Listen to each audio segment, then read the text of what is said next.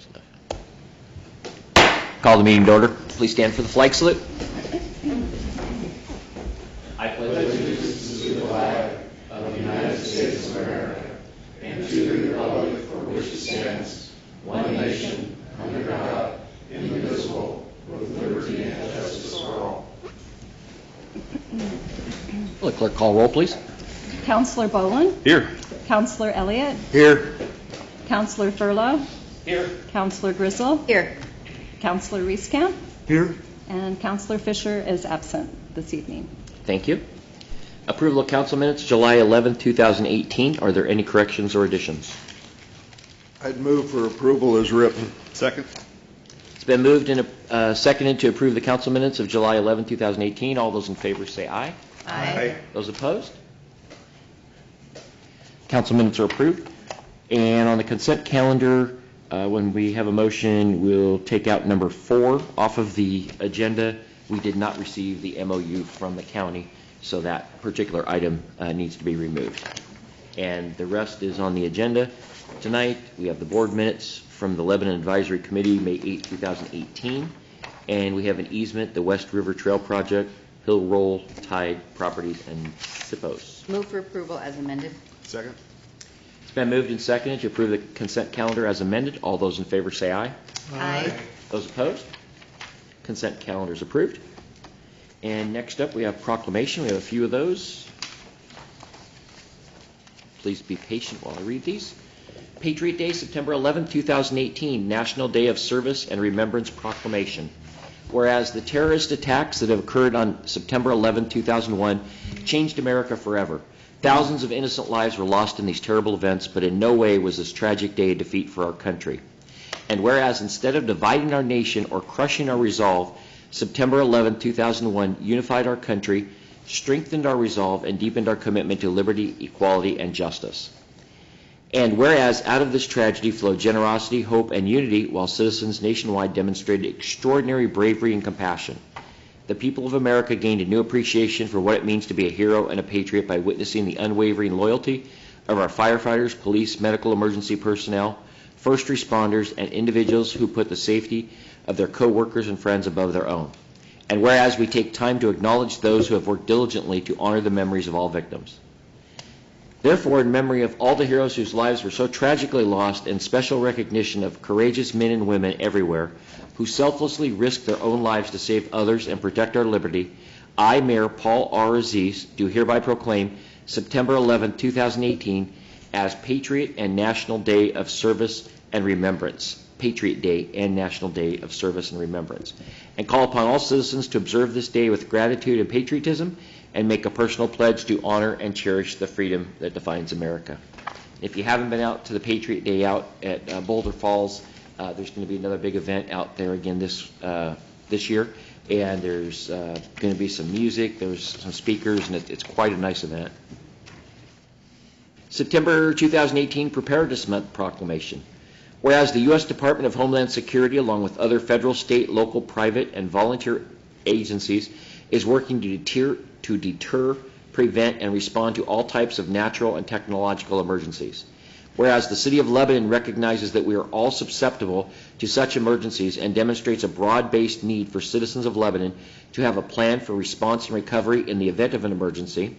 And whereas Preparedness Month creates an important opportunity for our community to learn more about preparing for all types of emergencies. And whereas all citizens are encouraged to take preparedness measures before, during, and after a major emergency by making preparedness a priority in their schools, businesses, communities, and homes by following 4 simple steps. Build an emergency kit, make an emergency plan, be informed, get involved. And whereas the Lebanon community is encouraged to participate in citizen preparedness activities and review the Oregon Office of Emergency Management website there's a website for preparedness information. Now, therefore, as Mayor of the City of Lebanon and in support of National Preparedness Month, I do hereby proclaim September 2018 Preparedness Month in the City of Lebanon, Oregon. September 2018 National Senior Center Month, Building Momentum. Whereas older Americans are significant members of our society, investing their wisdom and experience to help enrich and better the lives of younger generations. And whereas the City of Lebanon Senior Center has acted as a catalyst for mobilizing the creativity, energy, vitality, and commitment of the older residents of Lebanon, Oregon. And whereas, through the wide array of services, programs, and activities, senior centers empower older citizens to contribute to their own health and well-being and the health and well-being of fellow citizens of all ages. And whereas the Lebanon Senior Center affirms the dignity, self-worth, and independence of older persons by facilitating their decisions and actions, tapping their experiences, skills, and knowledge, and enabling their continued contributions to the community. Now, therefore, I, Paul R. Aziz, Mayor of Lebanon, do hereby proclaim September 2018 National Senior Center Month and call upon all citizens to recognize the special contributions of the Senior Center participants and the special efforts of the staff and volunteers who work every day to enhance the well-being of the older citizens of our community. Okay. And next up, we have an opportunity for public comments. The council welcomes all respectful comments regarding the city's business. Citizens may address the council by approaching the microphone, signing in, and stating their name and address for the record. Each citizen is provided up to 5 minutes to provide comments to the council. The council may take an additional 2 minutes to respond. The city clerk will accept and distribute written comments at a speaker's request. Is there anybody that would like to?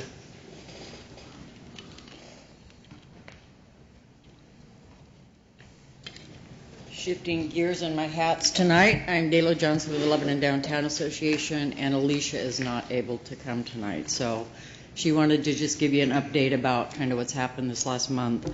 Our August 1st Friday was absolutely awesome, and thank you for the quirky turkeys.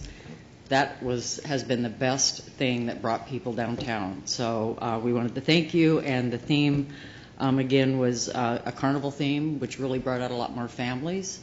And then we had a great band that played as well. So, and then September is back to school summer blowout, and that will be our last one until next May. And then concerts in the park, we're still continuing those. We've got 3 left, and they average about 250 people. The heat's kind of keeping people away. So we thank you guys for all your support, and keep those turkeys coming because people love them. Thank you. And we received a letter or Gary did, from a business owner saying how much more business that those turkeys have actually helped. I absolutely awesome. agree. I Very absolutely good. agree. People are stopping, getting out, taking photos, and they've just become a real icon. So it's too bad you couldn't leave them there year round. So Yeah. anyway, any questions Thank you. for Alicia or anything? No, and putting on your other hat, thank you very much. Last night was an You are absolutely welcome. fantastic You're welcome. night, and I know it took a lot of work, and I It's the best one that appreciate we've had yet. So appreciate all your help and work Thank on you. that. Thanks. Anyone else like to address council?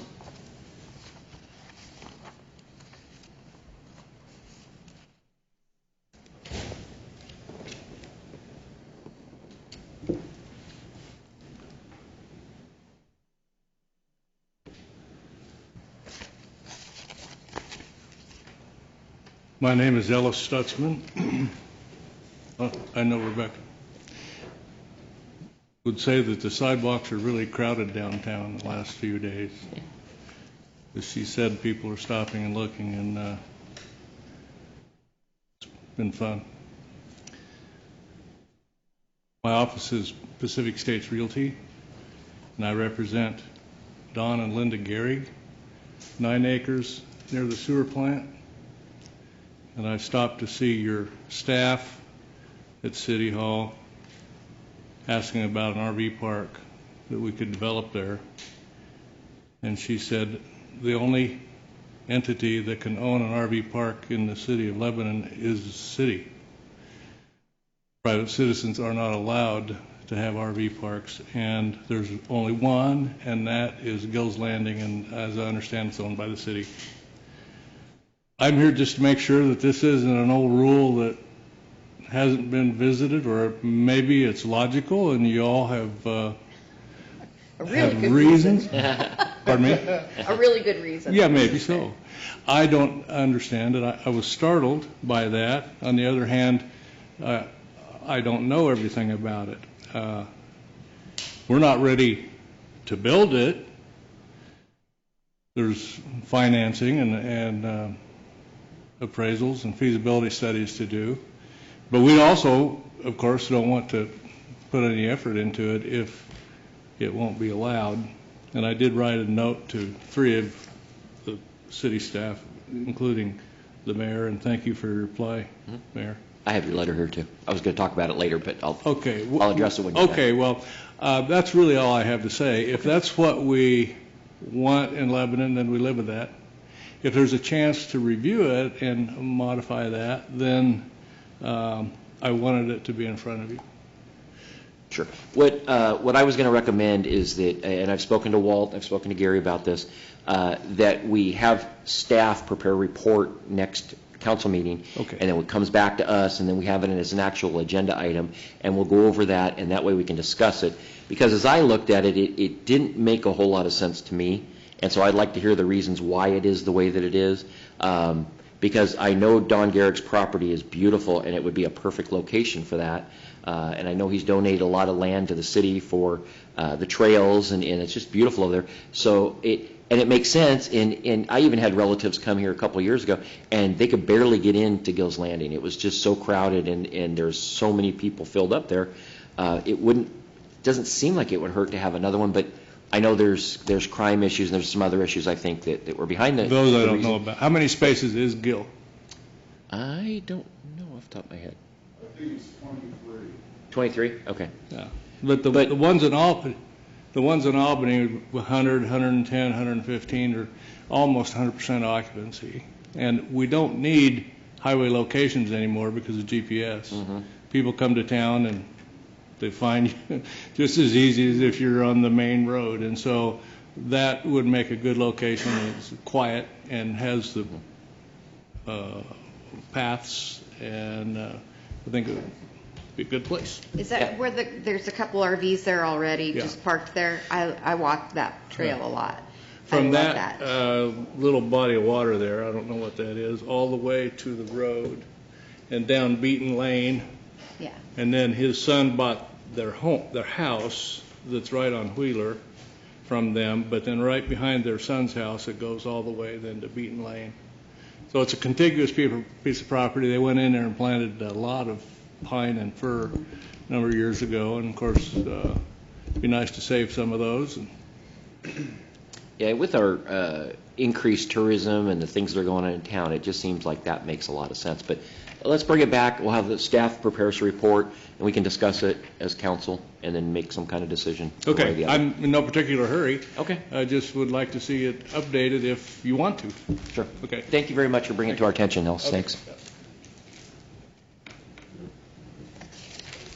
Is there anyone else that would like to address council? Okay, seeing none, we'll move on to the agenda items. We have a couple public hearings, and we'll start with the first one. Good evening, my name is Paul Aziz. I'm the mayor of Lebanon. We'll be presiding over this hearing. This is the time and the place set for the public hearing in the matter of planning file number 180105, an application by the City of Lebanon to amend the city's development code. This hearing is now open. I need to ask the audience if there's any objections to the notice that was sent out in this case to the jurisdiction of this body to hear and consider the case. Are there any declarations of ex parte contact, conflict, or bias by any members of the council? And with that out of the way, we're ready for the staff report, Walt. Okay, thank you, Mayor, members of the council. Before you is planning file number 180105. This is a request to amend our development code. We're looking at three things here. One would be to establish new processing time limits for qualified affordable housing. A second change to review the process for multi-housing developments in residential zones, and a similar request for multifamily housing in mixed-use zones. Why the change? To address the need for affordable housing, the state legislature recently passed new regulations, Senate Bill 1051. I reviewed the material with our regional DLCD rep and found there are only two areas that do require development code revisions. I will note that in your adoption ordinance, you have the specific language in Exhibit A and also all the findings in support of these changes in Exhibit B. The three changes are as follows. The first item is permitting timelines. By state code, for certain qualified multifamily projects, the city must complete the review in 100 days instead of 120 days. A qualified project is one that contains more than 5 units of at least 50% are designated affordable housing for a period of 60 years. So this has zero effect on us because we generally get these any time we get this type of an application, we're usually done within 45 days. And even hearings that require, or a case that requires a hearing before the Planning Commission and City Council, we usually get them done in 75. So my comment is this change is merely to follow state law, and from my perspective is more of a paper chase. We're doing it because we have to. In fact, I can only think of one project that might even come under this requirement, and that was done within, I think I looked it up, 40 or 42 days, so I see no issue with that one. The second one gets a little bit more interesting. The state requires the application of clear and objective standards to all needed housing. This applies to any housing project on residential land. The purpose behind this change on the state level is they want to drop any barriers for people to actually build needed housing. And some places have some very strict requirements, and the legislation was there to basically drop those. In discussing this with the DLCD rep, we came up with a solution that I think is pretty doable here. Currently, for any apartment project that is up to 19 units, I handle it as a staff level review. Very simple. I've done quite a few of these. Any project, and this is called an administrative review. The assumption is the use is permitted outright. I'm just looking at things such as parking, building height, setbacks. Pretty straightforward. Any project with 20 or more units requires a hearing before the Planning Commission, but for some reason these are processed as a conditional use. Again, we have to provide public notice. There is public testimony. The thing is that 95% of the time the Planning Commission is looking at the same thing that I'm looking at. Are the buildings, meet the height restrictions, meet setback requirements? Is there enough parking? Does it meet open space requirements? There really isn't any difference.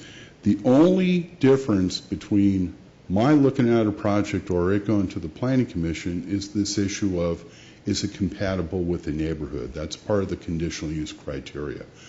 I know during the discussion with the Planning Commission, a couple of commissioners kind of rolled their eyes going, I can remember hearings to 2 in the morning trying to figure out what is compatible. And I was wrong, 1 in the morning. But what is compatible? And frankly, in most cases, when we look at projects, we see, say, a multifamily development within a predominantly single-family area, fences and vegetative screening go up as a way to try to make it a little more compatible. Again, we're looking at a zone code that allows multifamily units on certain zones. What this is basically doing is just saying we really need to think of a way to allow these subject to compliance with development standards.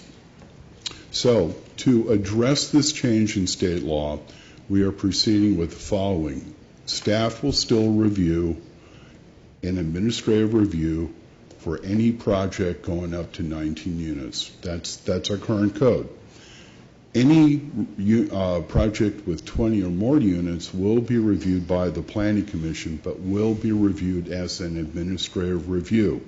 Again, the assumption is the use is allowed in the zone. They're there to look at things like parking, setbacks, building height, open space requirements, screening, buffering. That's all part of our development code. And that, again, is, at least 95% of what I review or they would review under any circumstance. So, in effect, we're just changing this to have the same review procedure for both the Planning Commission and staff. The only difference is the larger projects go in front of the Planning Commission, and I think that's certainly appropriate because we're looking at probably a little bit greater impact And so I think a public review is certainly called for here. I would also like to note we use this process for looking at school buildings. After the voters certainly approve a bond measure, I don't think the Planning Commission would want to be in the position of denying a school through a conditional use process, so they review it as an administrative review. It's assumed to be permitted, doesn't meet the development standards. That is the big issue. So, in summary, this amendment does not alter any development requirements for multifamily projects. Still got to meet the parking, still got to meet setbacks, building height. Everything that we're required to do now will not change. The only difference is that we're going to process everything as an administrative review, which makes the assumption the use is basically allowed as long as the applicant can show it meets all the development standards. I will also note that we review these standards with the applicants at a pre-application meeting, so there's no surprises, and we have actually modified layouts during these discussions to ensure that they do comply. So, there's a couple of levels of review here. And again, the whole idea is to make sure these are clear and objective, and that's really what the changes in state law are after. Finally, the third item. Much to my chagrin, I found out that I have complete authority to review any and all size projects in the mixed-use zone. So someone could come up with a 200-unit apartment complex, and it just goes as far as my desk. For consistency, I think what we do for the other residential zones should also apply for the mixed-use zone. So the idea is to just have some consistency here. And beside a bigger project, I like the idea of passing it to the Planning Commission.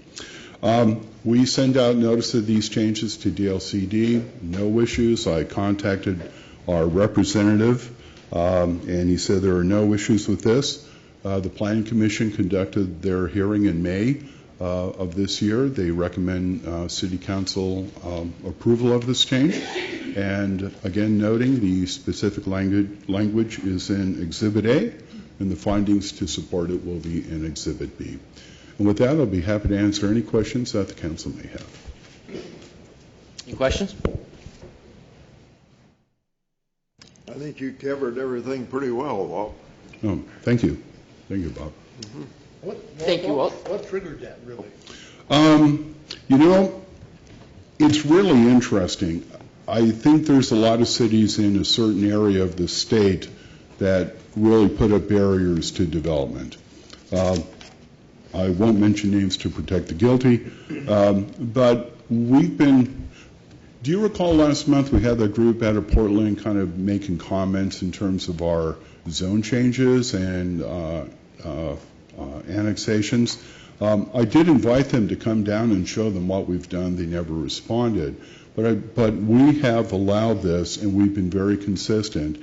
And I think this is just, the legislature's hands were forced to do something. And, affordability is the big, issue right now. Also providing housing. Goal 10 in our statewide planning program makes it clear that we need to provide housing for all people, all income levels. It's not just an exclusive group of people. So we've been very consistent in the city. Planning Commission has approved all the big projects. And again, 95% of what we looked at doesn't meet the technical requirements for development. Thanks, Walt. Okay. I will say one other thing, chatting with our DLCD rep, he reviewed our code and he said we're way ahead of the Portland metro area in terms of looking at a lot of housing issues. Very good. Any other questions? Okay, seeing none, is there anyone that would like to speak in favor of this matter?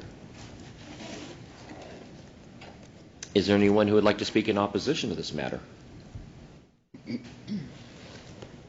Seeing none, the public hearing is closed at 6:23 p.m. and the rest of the council will be limited, rest of the discussion will be limited to council. Is there any other discussion or questions? Okay, Trey, would you please read the title of the ordinance? Ordinance Bill number 2018-12, ordinance number 2919, a bill for an ordinance amending the City of Lebanon Development Code. Move for approval. Second? It's been moved and seconded to approve ordinance number 2919. All those in favor say aye. Aye. Those opposed? The ordinance is passed. Public hearing is closed. And we're moving on to item number 2. And this is the time and place set for the revised city fees public hearing, which is now open at 6:24 p.m. The city manager will provide the staff report. Mr. Mayor, members of the City Council, good evening. We have an assortment of proposed changes for you to consider tonight, and I'll try to move through these quickly. The first one is a change to our required minimum liability insurance coverage for our city parks. When someone rents our parks, we require them to carry insurance for liability situations that may occur. The amount we have currently on the books is $300,000, which is an outmoded amount. Years and years ago, that may have made some sense, but almost all cities either have or are moving to the $1 million level for insurance. So we're proposing that change in our fee schedule. Moving on to the next one, our community development and park fees. The first one is our drug paraphernalia business license, which is an annual fee. Right now, that fee is like $250.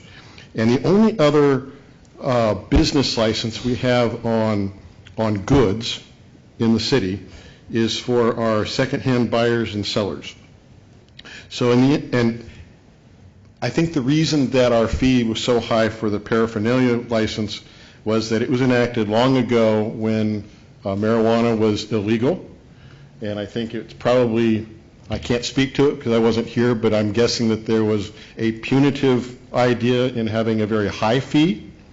But now, in the interest of all that has happened since, and a desire to move towards more of an equivalency in commerce, that if we're going to charge one business of one type, the other business should be treated the same way. So we're looking to bring parity between the two types of fees we have for commerce, which happen to be the paraphernalia and the secondhand buyers and sellers. So that's the reason for that. Also in that category are rental fees for Strawberry Plaza. We've had that facility up now for over a year. What we're finding is that people have a desire to rent that space for periods of a day and not necessarily the whole day.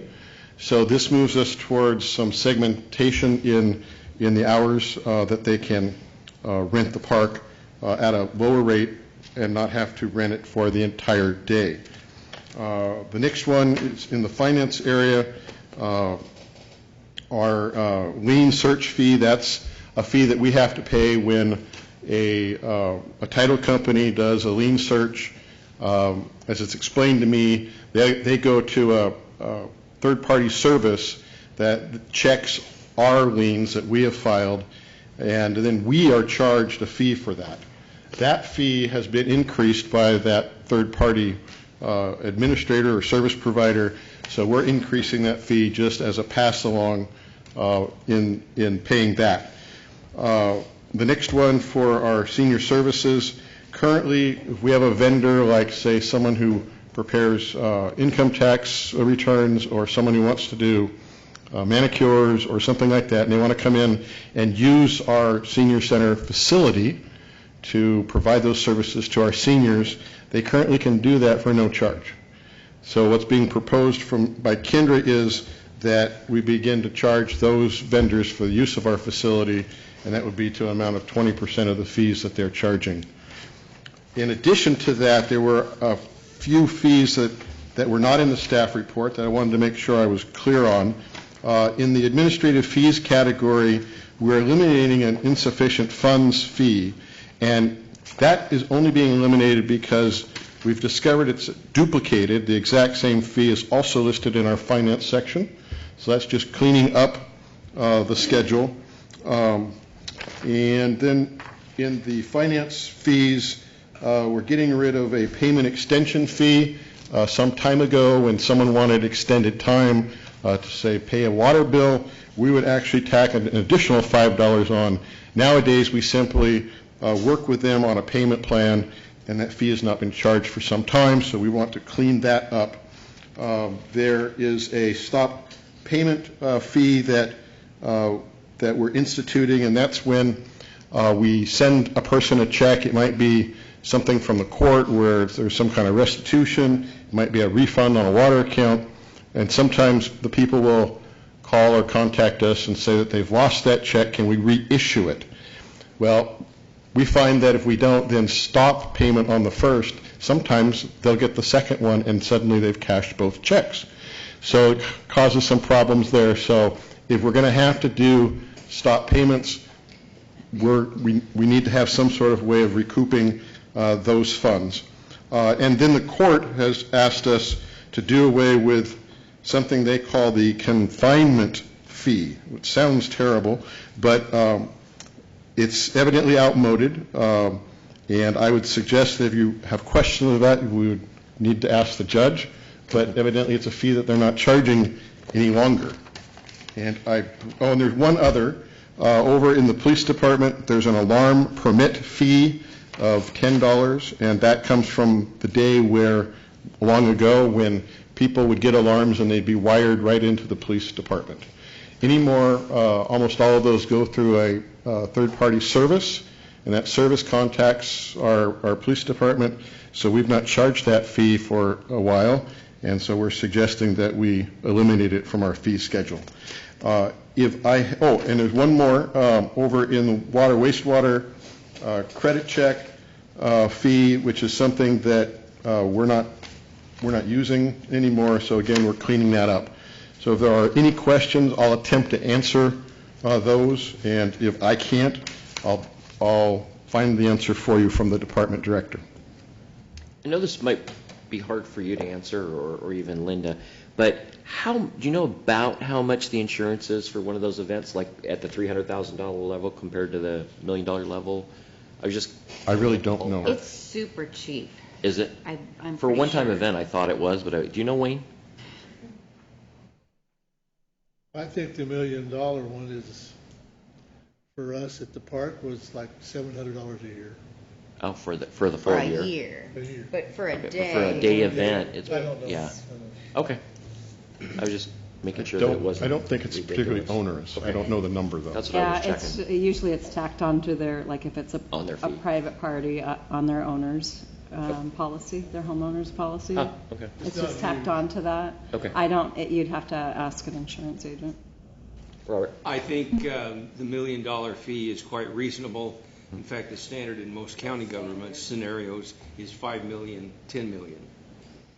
So the fact that we're bumping it up from $300K to $1 million is quite appropriate and still very reasonable. And we can always bump it up higher if council so chooses. Yeah. Okay. Because we do have a lot of large venues at Cheetah Lake now, and I know we have an issue with one of them that's going to be coming up in September with the Pirate Festival, and it's always something that you should consider. And I jumped ahead to our discussion. We are in a public hearing, and I completely lost that. So I need to ask the audience if there's anyone that would like to speak in favor of these fees. Is there anyone that would like to speak in opposition? Okay, at this point, the public hearing is closed at 6:33 p.m. And now council discussion. Any other questions? Okay. All right. Trey, would you read the title of the resolution, please?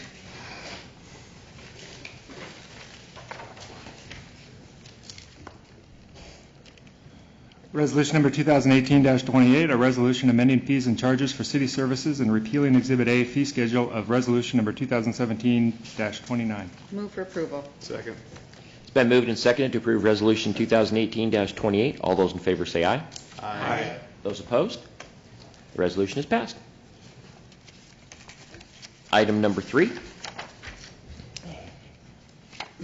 And Gary Marks. This would be, actually, yes, the Lebanon Downtown Association Revitalization Agreement. Mr. Mayor, members of the City Council, you'll recall that on May 2nd, the city's Budget Committee met. At that meeting, representatives of the Downtown Association appeared, and requested that funding be made available to continue the employment of their part-time Main Street manager's position. After some deliberations, the committee agreed to have $10,000 appropriated in the budget. That amount was included and then forwarded to the City Council, and it was approved along with the entire budget by the City Council in June. So we're coming back to you now for the approval of the actual agreement for the provision of that money to the Downtown Association in the amount of $10,000. This is a repetition. This is the third round, or third year, consecutive year that we've had an agreement with the Downtown Association for funding of this position. So this is the agreement is exactly the same, except for the amount of money is different. So if you have any questions, I'll be happy to respond. Questions? I had one question. I've talked this over with Gary in the past. I'd like to see this position as full-time. I think the person we've got right now is finally doing a great job, and I would hate to see this move on. But I know we got to raise the money and all that in order to do it. But give it some thought, if you would. The discussion, I think, with them has always been, we need a Chamber of Commerce too, but we don't fully fund the Chamber of Commerce. So the discussion with them, my recollection is their goal has been to get alternative funding and to be able to fund themselves, to be self-sufficient, and which is difficult, especially for a downtown association. Very You're difficult. dealing with, so I sympathize with that, and I agree that she's doing really a good job, but funding a full-time position. I can add to that. I know that the association is working on some projects to hopefully result in some funding. I'm not convinced they're ever going to get to self-sufficiency, but I think that they will be able to generate some revenue to at least partially support themselves. So I think, and I know that because they report to me on a fairly regular basis, and I think their intention is that they're going to be coming to you over the next several months to keep you apprised of what those efforts are and how they're going. So expect over the next 6 months or so that Alicia will be here. She would have been here tonight, except she had another commitment, but I think her intention is to continually be giving you feedback on what they're doing and helping you understand where they're going. She's been really good about coming and keeping us I have enjoyed working with her. I think she's really been very effective, and she's making some things happen, so I'm very encouraged. It seems very different than the previous years. It's Very very different. positive in that Very way. different. Yeah. But I'm still under the feeling that we can't finance that as a city, but we can help if we can. But I want to see some movement that they're doing something, that they're actually getting, because that was the promise, that they were going to get funding, and they were going to get some kind of funding. So if I see nothing, then I'm not going to be excited about that. We need to see some kind of movement where they're making an effort and they're getting some kind of grants or whatever it is to me. So, but that, any other questions or discussion? No, I can go along with that, Paul. Okay. Yeah, and I agree. She's doing a great job, and I love the reports. It is so nice to have a report every month. So, and Dayla even came to Interplay. So, okay. At this point, if there's no more discussion, I'll entertain a motion. Move for the agreement approval. Second. It's been moved and seconded to approve the Lebanon Downtown Association Revitalization Agreement. All those in favor say aye. Aye. Those opposed? The motion passes. Skipping number 4, as we talked about earlier, and number 5, contingency transfer police vehicles. Matt Apkin, our finance director. Mayor, City Council members, thanks for having me tonight. So I've actually had some discussions here with Greg regarding how the police has gone about purchasing vehicles. In the past, we've gone from a strict leasing vehicles and then returning them at the end of the lease to a lease purchase. So that way at the end we keep the vehicle. That's kind of been the way that we've been doing it, and in discussion with Greg, we've we've talked about them transitioning, and he was already trying to do that when I started.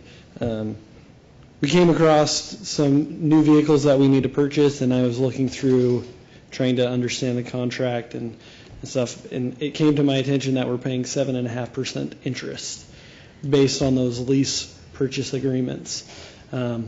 So I felt like, we pay 7.5% interest on these, or we don't get interest on some of the money that we have in the LGIP, which we get 2.25% interest. Seemed like a no-brainer to me that maybe we decide to use some money that we have on hand, purchase these vehicles, and this should help start us getting on that path of not having to lease and just saving some money up to purchase vehicles outright in the future. So currently, it's going to cost about $64,808.22 to purchase these vehicles. We've got about $21,675 in the current budget that we can use. And so I'm coming to ask if it would be okay if we move some of the money out of our contingency, our working contingency, and move it into a line item that we can spend to purchase these vehicles. And then next year, I've discussed with them, they'd be able to lower their lease line item that they use by the additional $43,134 in what they normally have been appropriated, so we wouldn't spend that next year and kind of recoup the amount. Paul? Yeah, go ahead, Gary. I will add on to what Matt was saying to help the council more fully understand that the police put money aside every year for their vehicles, but we don't appropriate all of it every year. We have been appropriating what we need for the leases. So if we now move from a lease to an outright purchase, we have a bigger outlay up front. So that's the need to move money out of our contingency, which we didn't think we were going to spend because we were budgeting for a lease. Now we're saying we'd like to amend the budget so we can go ahead and do an outright purchase. And Matt, correct me if I'm wrong, but I think you told me that we were going to save on interest, is it $7,000 or $8,000 per vehicle? So it's about $7,000 for those two vehicles. Okay, for the two. So that's the delta or the difference in why we're wanting to do this, is to save that money. A question for Greg. These are detective vehicles we're talking about, right? They have less wear and tear than your patrol vehicles, don't they? They're not being used 24/7, so they're going to last a little bit longer. Last longer, and they have less equipment in them. Okay. So they're cheaper to outfit than our patrol vehicle. Okay. Question, Robert? Yeah, what's the, if we move into the purchase every year, then what would be the number of vehicles that we would be acquiring new each year? What's the number? So based on the schedule per year? that Greg has, it just kind of depends on the year. It would be more of we would look ahead to see, okay, what's needed. So there might be years that we purchase 3 vehicles a year. There might be years where we only need 1 vehicle. But it overall gets us out of the continuous cycle of leasing and spending the extra money on interest I just wondered what the anticipated number is going to be each year. It's hard to say because, the way we were doing them, we were leasing them and returning them, we never got full miles out of a car. It was always a 3-year, 75,000-mile lease. Well, I find that we don't get anywhere near the amount of miles at the end of the year. So I think we can probably get 80, 85, maybe 90,000 miles out of a police vehicle, and that could get us 7 years, 8 years. So by doing this, we're getting beyond the 3-year lease and 4-year lease, and I call them free years. If we get 7 years out of a car that we were returning after 3 or 4 years, we've got some free years there, and that's what's going to free up money for actually purchasing these. On the lease versus buying, do we have a huge amount that are all going to come up at one time that we need to replace, or are they pretty much spread out even on the leases? They're all leased right now, but they're lease purchases, and they're spread out over time. Okay. So the latest one that I got into last fiscal year was a 5-year lease purchase for 4 vehicles. For 4, okay. So There will only be 2, maybe 3 vehicles that'll come up consistently each year, but I just don't know how many miles for sure we're going to get out of each patrol car. Okay. If the ultimate goal is buying cars outright and keeping them, then leasing is just, it's just foolish money. And I'm all for moving into this kind of a situation. Trying to get to that point, but I need the money kind of Of course, to do of course. that. Otherwise, I budget a lease amount, and that's what goes, and I have nothing to Right. get ahead. Okay. We're not going to be moving money from the contingency fund every year for this. It'll be part of our future budget, and we'll, Yeah. And how do you go about deciding on make, model, in terms of, do you do a bid from different suppliers? Or? There's 2 different people right now that put together the police vehicles that we deal with up in Salem, and I get bids from each, and generally one of them is usually the cheapest, and that's what we go with. The Interceptor right now is pretty much the only police vehicle. The Chevy makes the small. Greg, can you turn your microphone on? Evidently not. Oh, okay. That's Linda. She didn't want you to. It's blue.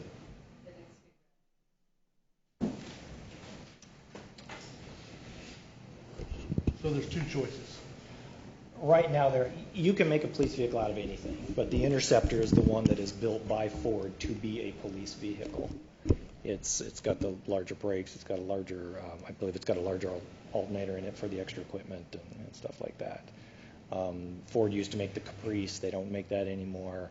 Dodge still makes the Charger, but that's just not not where we want to go. We've got a couple of those, and they didn't get the life that we wanted out of them. So. Thank you. Good. Any other questions? Did you have a question? Oh, okay. Okay, with that out of the way, we'll go have the city attorney read the resolution, please. Resolution number 2018-29, a resolution authorizing a transfer of budgeted appropriations in the City of Lebanon 2018-19 budget. Move for approval. Second. It's been moved and seconded to approve resolution 2018-29. All those in favor say aye.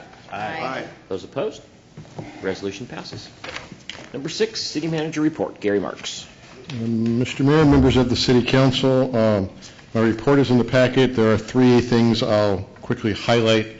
One of them is just revisiting the North Side Welcome Monument sign project quickly.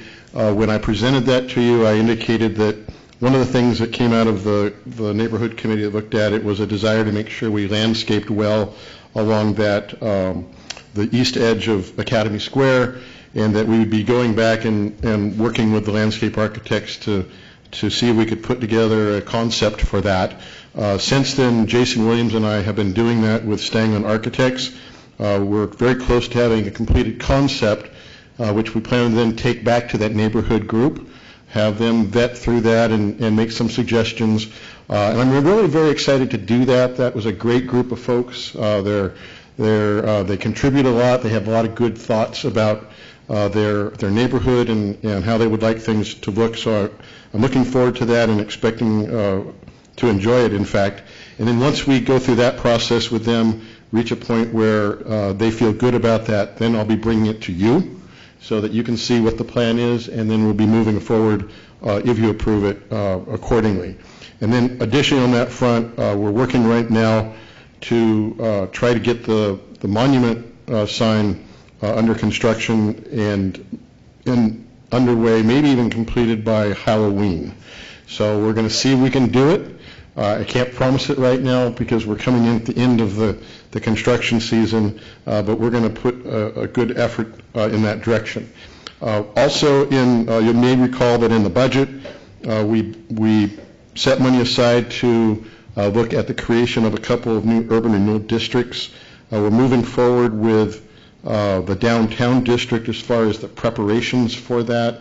There'll be some community sessions coming up soon that we'll be making you aware of. Ultimately, any plan that takes shape will be coming back to you probably in November, I believe. Our concept is that if we want to do this, we want to do it by the end of the calendar year, because then it'll sink in for the next year and get on the tax rolls and get that process going. A new urban renewal district takes a few years to really produce anything, so we'd like to get it going. That downtown district is key to many of the things in the strategic plan having to do with downtown, and mainly with big infrastructure projects with our streets, some of our underground utilities, some of the probably the more expensive improvements we may develop through our Ralston Park process that's coming up. So that's a key element to a lot of our downtown efforts. So I wanted to make you aware that that effort is getting underway now. And then finally, you'll also recall that in the budget we budgeted a new position for economic development. We're calling it our Economic Development Catalyst. The job has been developed as far as our job description. It begins to be advertised this coming Monday. We anticipate interviews in September and hiring shortly thereafter. And I'm excited about that. That individual will be working on several fronts in our industrial lands, in the whole wetlands area. We've received, I think I've reported to you in the past that we received our redelineation back from the state, so we're prepared to begin the process of developing a strategy for our wetlands and how we can advance development of those properties. But also we see a big role for this person to play for some of the programs downtown, to be working pretty much hand in glove with the Downtown Association, some of the things that they're doing, helping to promote our downtown building restoration program, and a number of other areas generally around the city to promote economic development. Also working with our new entrepreneurial effort that we're doing with the 7 other cities. So we see many areas that this person can be highly effective and help advance our economic development goals. So those are the 3 things I wanted to highlight tonight. If you have any questions about anything else in my report or any of the things I've addressed, I'd be happy to respond. Questions? Nope. Okay. Seeing none, items from council? I have one thing I'd like to mention. I've mentioned this to Linda in the past, but I'm not happy with the agenda being on the computer and not getting the hard copy agenda. I miss that a great deal. I'm not a computer nerd like some of you probably are. So this, to me, it's a step backwards. And I think, Robert, you got to agree with me. Well, I don't mind going down and picking up my copy. Yes. So if that was a concern, I don't have a particular problem with that. Sometimes my computer and I don't get along as well as I would like it to be. Me too. So I don't mind reading the book, and I don't mind picking it up. You guys. Well, I know you're the younger generation. Like the 2 guys in the Muppet Show up in the balcony there. Is there a reason we can't print it for those who want it and I don't know. Let them read online? Probably a lot of work. It's a lot of work, and that was the reason I think that we went this direction anyways, is to, and it's I'm always happy current. to respond. Yes. Go ahead, Linda. If you want Please. to hear my response. Sure. Okay, so I won't mention names. I'll try to be politically correct All here. right, Floyd's not here. So it was getting to the point where some people wanted it this way, some people wanted it that way, and we had it all figured out, and people were doing it the same for years, and next thing I know, people were coming to the council meeting and saying, where's my council packet? Well, normally you pick it up. Now all of a sudden you don't. And then it was our fault for not recognizing that it was still there. And so I also had other counselors who wanted to go totally electronic and just do it maybe on laptops. And I said, well, there are those who don't have that capability. They're not nerds. And so maybe we could do a happy compromise and do it this way so that we're doing it the same for every single counselor. The other thing was we were getting a lot of feedback from counselors because we had so many changes at the last minute. This way, we can have your changes already in your binder, because we actually put them together the day of the council meeting. That's a piece of information I didn't have. So, as I told Bob, I always have a hard copy at City Hall. You're welcome to come in and look at the hard copy at any moment, if you're not able to look at it online. Well, and it's published on the website as a PDF document. That's how I read it beforehand. I just flip through through it electronically. But if somebody didn't want to do that, it'd be a matter of very easy for you to just click print. If Bob says, "Hey, can I come pick up a copy?" Just print and just not put it in a binder, but just print it to be able to read it. Sure. Like I said, we already have one in our archive room. So we always have one. As soon as it goes out to press, we already have one in our archive. As soon as you guys get the email, hey, it's online, we have one there. Then we start copying for everybody. So you're welcome to come and get it, but we put them together. We put them in the binder the day of, because we have a lot of, as you know, a lot of changes. So this is replacing the agenda, and then you're not having to put them together before you start your meeting, because we then just hand them to you because you've already got your packets. I'm happy. Quite honestly, one of the things I've wanted is I would love to see us have each counselor have a city-issued tablet, and it's loaded on there, and we can look at it, and it can be updated, because when we're looking at it, we're accessing the current version, and it's easy to read, it's easy to flip through, anybody can use it. I have a lot of seniors that come in that I work on with my computer business where they're using tablets and they love it, and it's real easy to use, and it's very simple, and we could provide that, I think, as a city to all the counselors, and I just hate to see the staff have all that extra work of putting those binders together. Because I look at these binders, there's a lot of work putting these things together. And I used to love the paper copy, but now that we've gone to where it's more electronic, I just read it online now. And I really like it that way. And when I come here, I just look at the printout version. Well, I see I'm outvoted, but I still do not like it. Well, I think the one thing that Linda is saying, though, Bob, is that there is a hard copy available to you.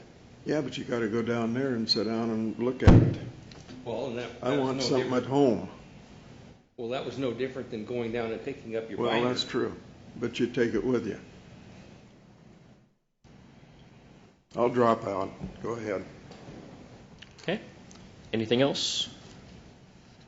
Oh, go ahead, Bob. Or Robert. Yeah, I just would like to acknowledge the fine response that we've had with the quirky turkeys, and would like to drop something off to the League of Cities to potentially get some acknowledgement of that. Maybe another award opportunity like we did for Strawberry Plaza. Sure, we could present that to them. It's so well received by the community, and if they don't hear those things from us, I'd like us to go ahead and nominate ourselves. Actually, it was the Oregon Main Street Association that gave us the award for Strawberry Plaza. So that's a possibility. I'd need to look into it, but I can assure you that we will be submitting the information about Quirky Turkey to the League of Oregon Cities, and at the very least, I would suspect they'll be putting us in an upcoming issue of the League newsletter. The newsletter likes to feature the various unique projects that various cities get into, and so I think this is a prime candidate for that column that they publish. Okay. And I went to the Oregon Mayor's Conference in Florence, and I had never really been to Florence. I've been through Florence, but I've never been there to stay or to do anything. And I was fascinated by their downtown and their old port that they have, and it's quite a neat town. They had some interesting things, very similar to our Quirky Turkey, but they have permanent installation of sea lions. And they have these big, beautiful sea lions that are painted in front of the different businesses. One's in front of the chamber, one's in front of City Hall. And that was another neat thing, that it was this art thing. But it was just beautiful, and people loved them. They were stopping, taking pictures of them. Got a lot of great information from the mayor's conference. And then one of the other things I got to do, since I'm on the museum committee, is I was able to visit the Florence Museum, and it was really a neat museum. Very much I would picture like what we would have. It's kind of a home style. It's not stuffy. It's just really neat. They have little vignettes all over. And then our committee also together went, on a separate trip, went to the Brownsville Museum, and we got to visit that and talk to the people. And see, when we're going to these museums, what we're doing is we're looking at the history of the museum, not all the interesting artifacts that are in there. I mean, it's neat, but we want to find out how they put these museums together. And then we're also going to have one scheduled for Sweet Home, and we'll be visiting the Albany Museum too. So we're trying to get a whole wide variety of this.